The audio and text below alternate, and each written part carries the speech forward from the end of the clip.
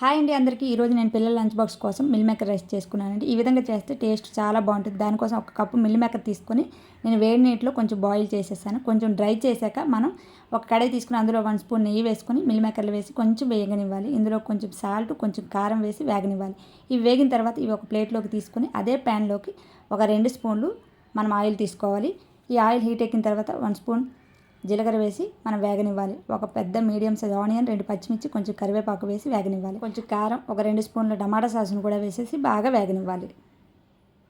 ఇలా వేగిన తర్వాత పక్కన పెట్టుకున్న మిల్ మేకర్లను కూడా వేసేసి బాగా కలుపుకోవాలి. మనం అన్నాన్ని ముందే చల్లారబెట్టుకోవాలండి. చల్లారబెట్టుకున్న రైస్ను కూడా ఇందులో వేసేసి కొంచెం కొత్తిమీర కూడా వేసేసి బాగా మిక్స్ చేసుకోవాలి. అంతేనండి, మిల్ మేకర్ రైస్ రెడీ అయిపోయింది. పిల్లల లంచ్ బాక్స్లోకి అయితే ఈ విధంగా పెట్టేయండి, చాలా ఇష్టంగా తినేస్తారు. టేస్ట్ చాలా అద్భుతంగా ఉంటుంది. ఈ వీడియో మీకు నచ్చితే లైక్ చేయండి, షేర్ చేయండి, సబ్స్క్రైబ్ చేసుకోండి. మరొక మంచి వీడియోతో మళ్ళీ కలుస్తా.